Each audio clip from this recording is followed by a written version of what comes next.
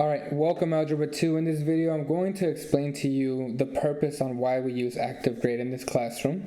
So the first thing I'm going to do is go ahead and log on to, we go to activegrade.com, log on, and then when we get to this spot here, we do Foster with the capital F.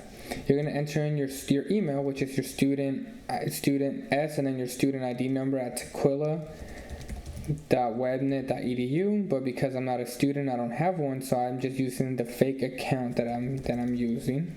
Okay, so I'll log in. Alright, once I log in, it will show you the classes that you're in. Well, you're going to click up here in the top left corner. This is a fake account that I made as if I'm a student.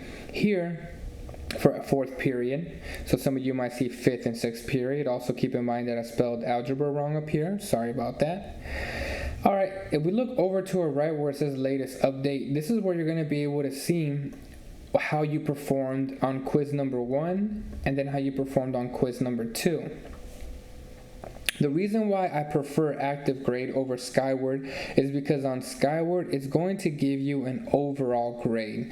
It's going to tell you what your overall grade is, a percentage. It's going to say like 82% or 56%. But the thing that I don't like about Skyward is that it doesn't tell you what it is that you need to improve on.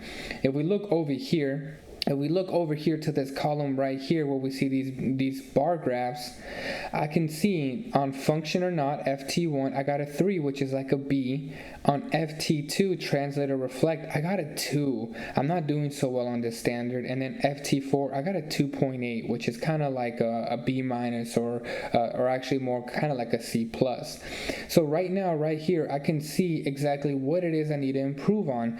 Well, I know right now I have a B on function or not. So the two things that I really need to improve on, well, the one thing I really need to improve on is FT2, translate and reflect. So the reason why I like ActiveGrade is when you log on, you can immediately see that this standard FT2, this is what you need to improve on.